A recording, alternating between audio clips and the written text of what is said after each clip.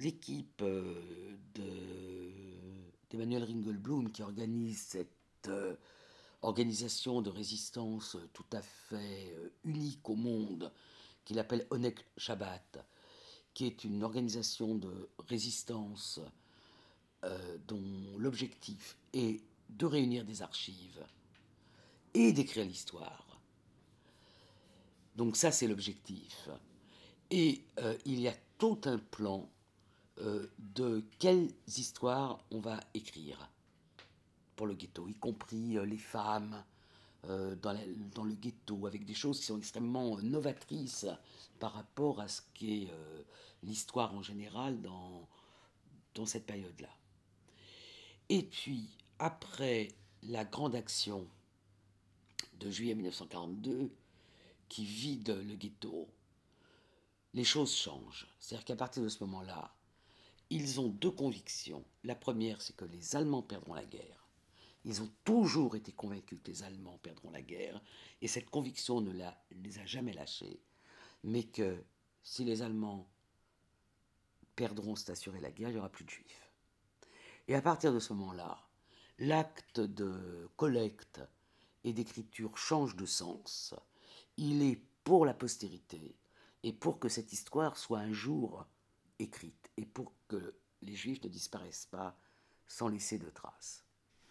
Mais le fait que les Juifs écrivent, ils écrivent partout avec probablement plus d'intensité dans les ghettos qu'ailleurs. À l'ouest, alors il y a quand même une grande différence entre les journaux écrits à l'ouest et les journaux écrits à l'est. C'est que dans les journaux écrits à l'ouest, il n'y a jamais la même urgence qu'à l'est. C'est-à-dire que les journaux qui expriment cette conscience de la disparition, c'est vraiment les journaux tenus à l'est. Et justement tenus à l'est, parce que à l'est, c'est vraiment des judaïcités complètes qui ont disparu. Pour de multiples raisons, l'information a été diffusée à certains moments et qu'elle ne l'a pas été à d'autres. Je vais donner un exemple. Les informations sur Elno, sur les premiers gazages massifs par camion à gaz, parviennent grâce à des évadés, notamment un, et grâce à une chaîne de solidarité qui permettent à l'un de ces évadés d'entrer dans le ghetto de Varsovie.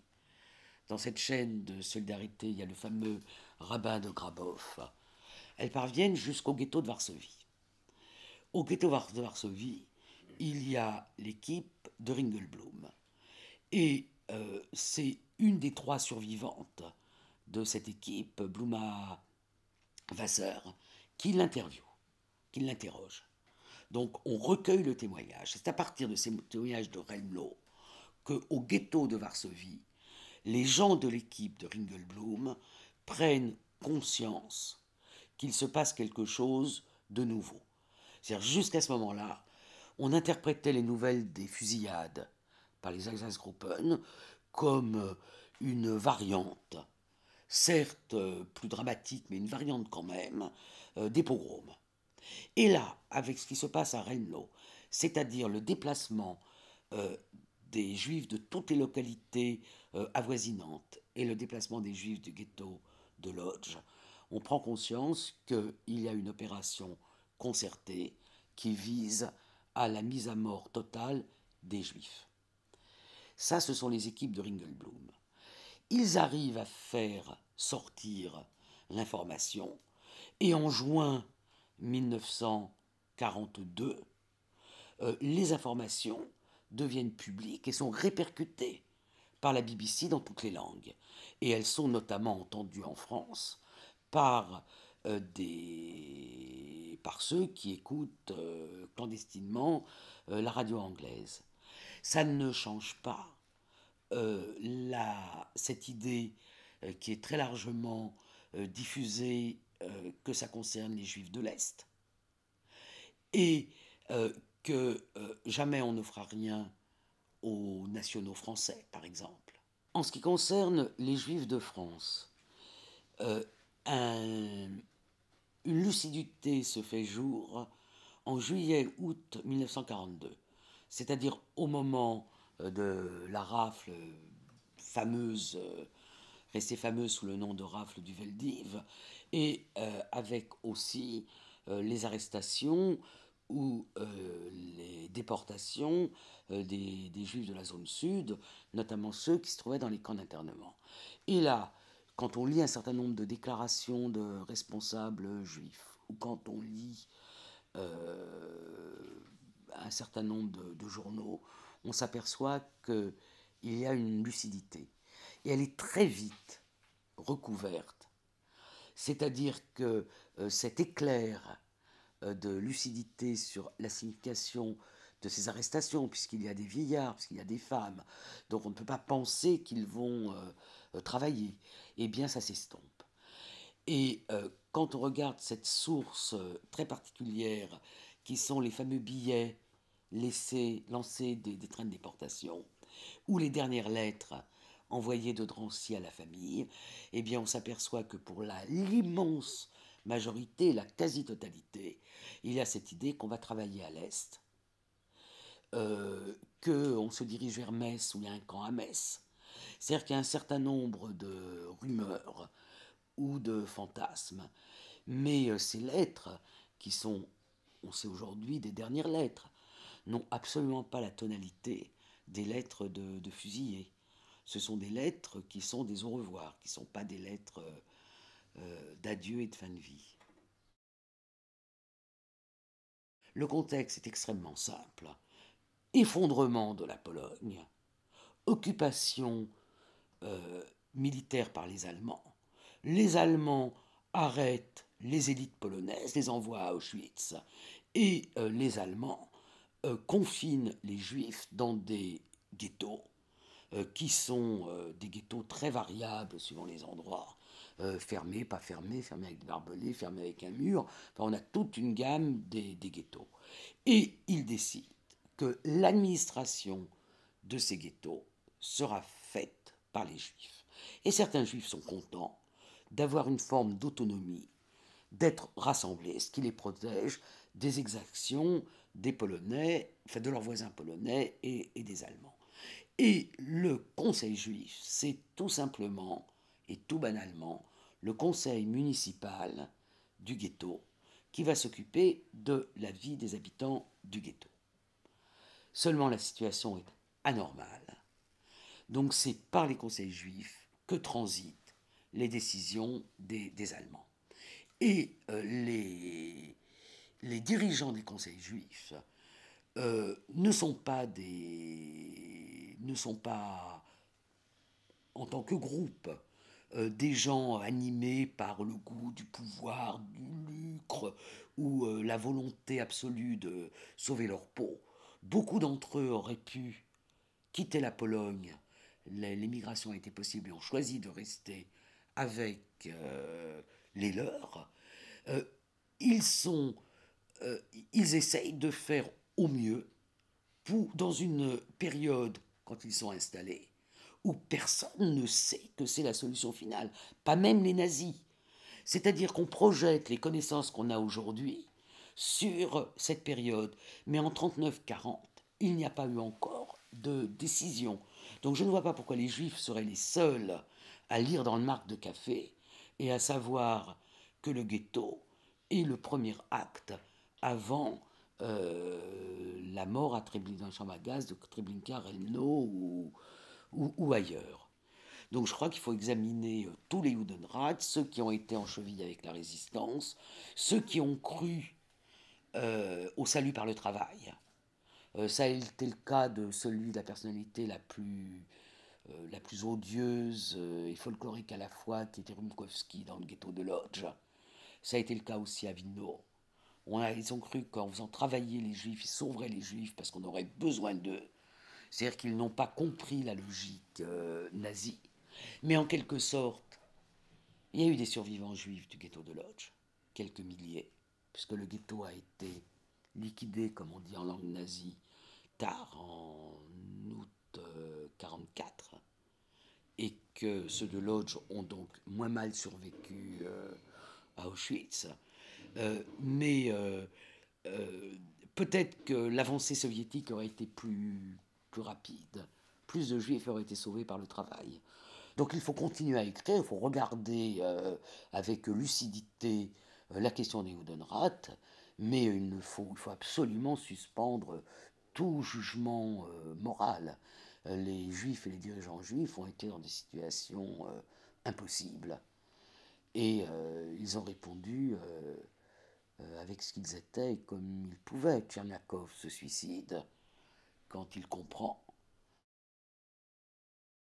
La particularité des internés d'Auschwitz qui avaient survécu jusqu'en janvier 1941, c'est d'avoir été mis sur les routes dans ce qu'on a appelé dans l'après-coup les marches de la mort, parce que les conditions de ces grandes marches en janvier, dans un froid polaire de gens à peine vêtus, à peine nourris, les conditions ont fait que ces marches ont été extrêmement meurtrières.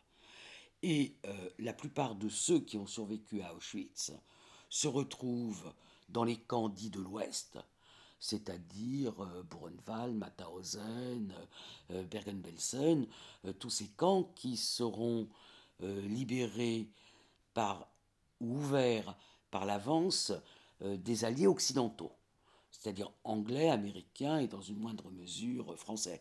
Mais les Français ont quand même des missions de rapatriement pour leurs nationaux dans ces camps. Donc Auschwitz et Majdanek et Treblinka constituent des lieux un peu différents, dans la mesure où ce sont les soldats de l'armée rouge qui les découvrent. Et ils les découvrent soit totalement vides, comme le centre de mise à mort, pour reprendre la terminologie de Hilberg de Treblinka, soit avec quelques milliers d'internés qui avaient été trop faibles pour être mis sur les routes, comme par exemple Primo Levi. Au moment où sont ouverts les camps, je préfère le terme d'ouverture des camps à libération, des équipes de réalisateurs, enfin des équipes du cinéma aux armées, filment. Ils filment notamment à Ohrdruf, qui est un commando de Buchenwald. À Buchenwald, ce sont les premiers camps qui sont ouverts par les Américains, et les Britanniques filment à Bergen-Belsen. Donc ils filment ce qu'ils voient avec, de la part des Britanniques, un très grand soin à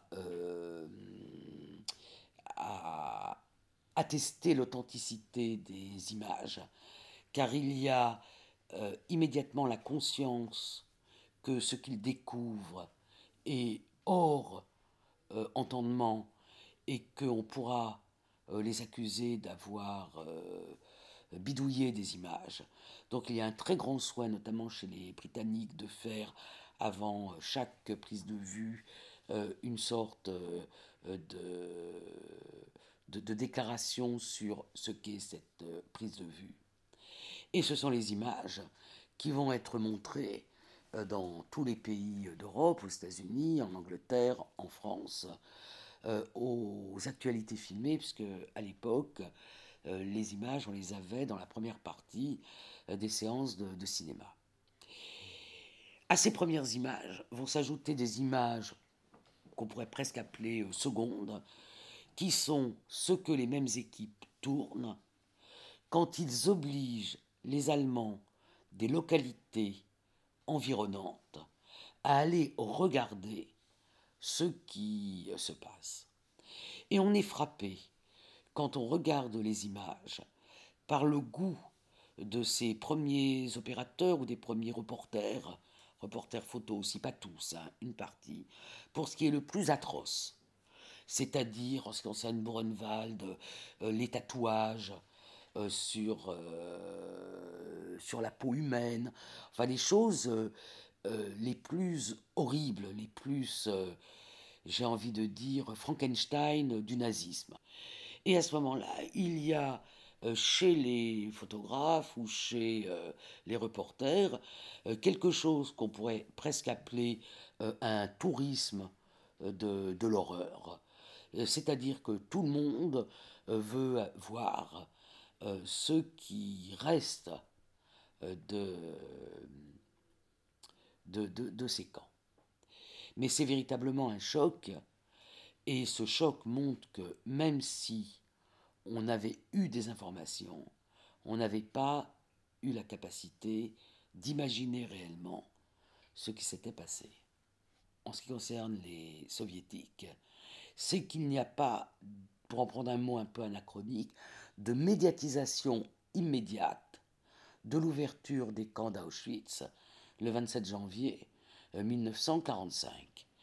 Et ce qui va être produit ensuite comme image, certains l'ont étudié de très près, ça va être des reconstitutions qui vont être faites, et on le voit très bien quand on regarde l'état du sol, la neige, la façon dont les gens sont vêtus, même leur aspect physique, la longueur de leurs cheveux ou leur embonpoint, et on voit très bien que euh, les opérateurs soviétiques ont procédé à des reconstitutions très probablement 2 mois après l'ouverture de ces camps. Les déportés sont des camps de l'Ouest, y compris ceux qui y ont été transférés à partir de janvier 1945, sont donc rapatriés, mais avec quand même des priorités du rapatriement qui font que ce sont d'abord les prisonniers de guerre et que les déportés, notamment les juifs, sont les derniers rapatriés. Par exemple, Simone Veil raconte comment on les a laissés pendant un mois, plus d'un mois, à Bergen-Belsen, et comment le rapatriement s'est fait de façon assez inconfortable, en train et camion, alors que certains des grandes figures de la résistance étaient rapatriés par avion, par le Bourget. Il est certain que on n'a pas filmé au Lutetia le retour des déportés, et que on trouve très très peu de documents. Majoritairement, les gens attendent des prisonniers de guerre. Il y a aussi des chiffres. 75 000 juifs déportés, quelques milliers qui reviennent. On est en train d'un peu de revoir le chiffre de 2500 à la hausse, en le poussant à 3500, ce qui change strictement rien au pourcentage. On est sur 2 ou 3%, donc 2 ou 3 000. On a 700 000 requis du STO, et il reste encore, après les différentes relèves, les différents rapatriements, il reste encore 1 million de prisonniers de guerre. Ça veut dire que la population française, dans son ensemble, si elle attend quelqu'un, s'il y a des gens qui sont proches des familles ou des voisins ou autres, c'est d'abord cela. Donc c'est de cela dont on se préoccupe. Il n'est pas exclu qu'il y ait aussi un petit peu d'antisémitisme résiduel au sortir de la guerre, mais c'est très largement une indifférence et pas envie de se pencher sur cette question-là. Simone Veil dit on dérangeait. Très vite, très très vite, les gens écrivent. Cette écriture est aussi un succès d'année à la parole qui est inaudible, que les gens ne sont pas prêts à entendre dans les années d'après-guerre, mais le désir de raconter est parfaitement présent dès les... Il est présent, disent beaucoup, au camp. Certains disent d'ailleurs que c'est cette volonté de témoigner qui les a soutenus et qui a été un élément explicatif de leur survie. Et il est pratiquement général au retour. ceux qui écrivent dans leur récit même peuvent se demander si la langue ordinaire est adéquate pour décrire ce qu'ils ont vécu. Et on le voit notamment chez Primo Levi, quand il dit la soif n'était pas la soif, la faim n'était pas la faim. C'est-à-dire qu'il y a le sentiment qu'ils ont vécu dans un monde à part, et que dans ce monde à part, les mots n'avaient pas la même signification. Ils ont aussi très vite conscience de la limite de leur propre capacité à dire. L'indicible a été une notion qui a permis de se défausser sur les survivants de l'incapacité qui avait été celle de la société et des chercheurs, historiens ou autres, à envisager la place qui avait été celle du génocide. Dans ma famille, c'est la famille de mon père qui a été excessivement éprouvée, puisqu'il a perdu ses parents. Ses parents sont morts à Auschwitz, et deux de ses sœurs. Ce qui est beaucoup pour une famille de France. C'est-à-dire qu'en gros, dans chaque famille de France, hein, je dis exprès pas française, il y a française ou étranger, c'est très rare les familles qui ont été totalement épargnées. Il y a un membre. Mais les familles où il y a comme ça beaucoup de membres, c'est pas la norme. Euh, Moi, je crois avoir souffert et de cette absence de grands-parents, et je ne suis pas toute seule, hein, on est toute une génération née dans l'après-guerre qui a eu éventuellement un grand-parent, mais dont les familles avaient été très décimées. Et peut-être aussi du fait que cette histoire n'existait pas. C'est-à-dire que l'histoire qui avait été celle de la guerre, et dans ces années-là, on disait pendant la guerre.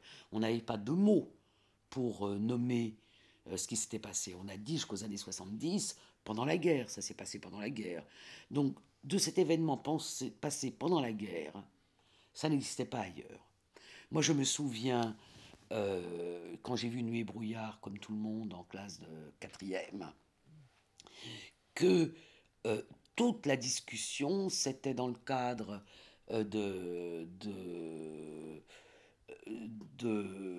la résistance. Donc je crois que ce qui a changé dans les années tard en France, dans les années 90, c'est que nos histoires individuelles, qui étaient en fait des secrets de famille, pratiquement des secrets de famille, cette histoire s'est retrouvée liée à la grande histoire. C'est-à-dire que, en quelque sorte, euh, elle a été légitimée, on lui a donné une existence alors qu'elle n'en avait pas.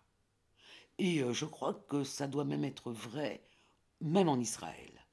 C'est-à-dire que ces histoires sont des histoires closes dans les familles, et dans les familles, on sait, on parle, on raconte des choses.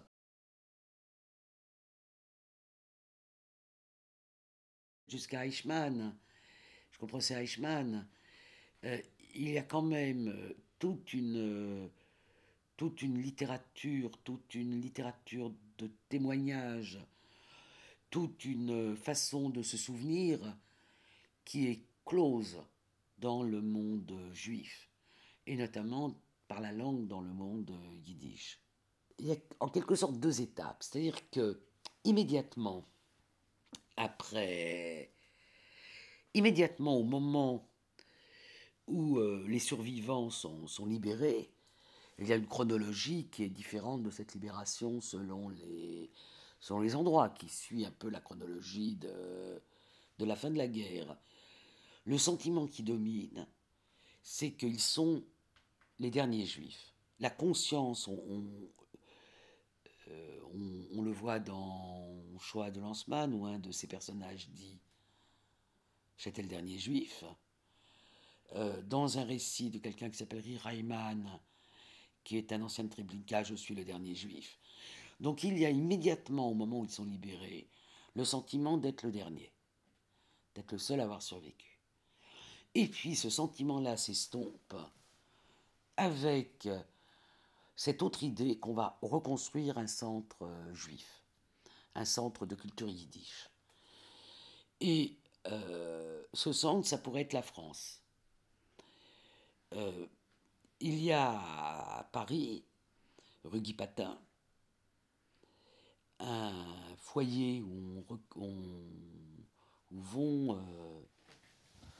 sont accueillis les réfugiés, notamment ceux qui sont passés par les camps de personnes déplacées en Allemagne, ou ceux qui ont survécu en Union soviétique, au Kazakhstan. Et dans ce foyer, il y a tous les écrivains yiddish. Il y a les Prochman, il y a Moshe Waldman, Menur Aram. Donc ils se retrouvent tous dans ce foyer de la rue Guy Patin. Et ils tentent de faire revivre un certain nombre de revues yiddish, une collection en Argentine, comme le Polychéi. Et cette illusion qu'on va faire renaître une vie yiddish en France, en Argentine, après en Israël, mais bon, en Israël c'est compliqué, parce que le problème du rapport d'Israël au yiddish, qui est toute une question en soi. Et il faut des années et des années pour que soit prise, pour que la véritable conscience que ce monde a été englouti soit partagée par les derniers de ces grands écrivains yiddish. Ben-Gourion n'était pas à la manœuvre pendant toute la préparation du procès et pendant le procès, mais c'est quand même une décision d'ordre politique de faire du procès Eichmann le Nuremberg du peuple juif. Le procès Eichmann, c'est le premier événement majeur en Israël et aux États-Unis, surtout, qui construit le génocide comme événement séparé dans la Seconde Guerre mondiale. C'est-à-dire non pas pendant la guerre, mais autre chose que la guerre, qui est l'Holocauste, le génocide, la Shoah, enfin, le Khorban, en utilisant les termes qu'on veut. Donc dans ce sens-là, c'est absolument capital. Alors pourquoi Eichmann? Effectivement, Gideon Osner gonfle Eichmann, et il le gonfle de deux façons. D'abord en faisant l'architecte de la solution finale, alors que nous savons qu'il ne l'était pas et que c'était, sinon Hitler, du moins Himmler. Mais il le fait aussi en voulant raconter toute l'histoire de la persécution de 1933 à 1945, en faisant d'Eichmann un homme qui serait intervenu partout. Alors que, par exemple, dans l'histoire des Einsatzgruppen, Eichmann n'a pas de responsabilité. Ce n'est pas le service d'Eichmann qui s'occupe des fusillades à l'Est.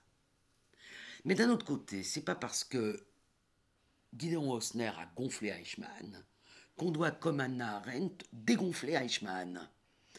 La réalité, elle est entre les deux. C'est-à-dire que ce n'est pas l'architecte, mais c'est quand même celui qui met en œuvre toute la politique de déportation, avec un petit groupe d'hommes, hein, il n'est pas tout seul, mais qu'on retrouve à Salonique, à Amsterdam, en France, partout. Et il a fait quand même toute une carrière au service d'abord de la persécution, enfin d'une politique d'apartheid, on pourrait dire, des juifs en Allemagne, d'une politique d'expulsion des juifs. C'est quand même à ça qu'il s'occupe à Vienne et puis ensuite à Berlin et à Prague, de déportation d'abord avec l'histoire de Nisko, et puis ensuite c'est lui qui s'active partout. Et c'est un homme de terrain, c'est pas du tout un homme, il n'est pas dans son bureau à regarder des horaires de train, c'est un homme qui est là et qui, dans un cadre qui est fixé par la politique globale de solution finale élaborée à un échelon au-dessus de lui, est un homme qui fait preuve d'initiative. ce qu'on appelle les Fortunov Video Archives, dont la collection se trouve à la bibliothèque de Yale, donc ils sont installés à l'université Yale, ont été constitués après Holocauste. Quand le feuilleton Holocauste est passé à la télévision américaine, il y a eu un certain nombre de survivants d'une association de survivants, le Farban, donc je suppose qu'elle devait être yiddish, donc de survivants de l'Europe de l'Est, probablement de Pologne ou d'ailleurs, donc, parce qu'il y avait un Roumain dans l'équipe, qui ont constaté que Holocauste ne racontait pas leur histoire. Les Fortunov Video Archives ont été la première collecte de témoignages. Ils ont commencé en 78-19 aux États-Unis, et puis ils ont monté des antennes dans tous les autres pays. Et moi, je me suis occupé de l'antenne en France. Et on a interviewé, je ne me rappelle plus combien, parce que peut-être une centaine de personnes. La Fondation Spielberg, elle a été créée par Spielberg après ou avec le tournage de La Liste de Schindler. Et il a promis à certains rescapés qu'il ferait quelque chose pour les enregistrer. Donc, pour moi, il y a deux différences majeures. La première, c'est l'époque. C'est-à-dire que quand on commence à interviewer en 79, c'est pas la même chose que quand on commence à interviewer en 94-95, il y a presque 20 ans. Donc les gens sont moins jeunes, et puis un certain nombre de personnes qui ont été interviewées par Yale n'étaient plus parmi nous au moment où Spielberg a commencé. Et puis la deuxième différence, c'est qu'il y a un côté systématique dans Spielberg, c'est-à-dire d'interviewer tous les survivants, qui n'était pas présent dans Yale. Yale, il y avait l'idée qu'on crée en même temps une sorte de lien entre les survivants et ceux qui s'occupaient de leur interview. Tant que les survivants sont parmi nous, ils restent nos contemporains. Et ils sont contemporains, y compris des collégiens et des lycéens. À partir du moment où ils ne sont plus là, cela veut dire aussi que cette période s'éloigne. Et ça change quelque chose. Ça veut dire que dans les familles, il n'y aura plus de transmission directe de cette chose qu'on appelle la guerre, de la Seconde Guerre mondiale. Et ça change, à mon avis, énormément de choses. Alors, ce qui s'est passé depuis les années 80, fin des années 70, début des années 80, c'est-à-dire ce mouvement qui ne s'est jamais arrêté, donc ça c'est quelque chose d'unique, de travail historique. Aujourd'hui, il y a une génération d'historiens merveilleux qui ont même pas 40 ans. J'en citais quelques-uns, Tal Brutmann, Claire Zalk, Yvon Jablonka.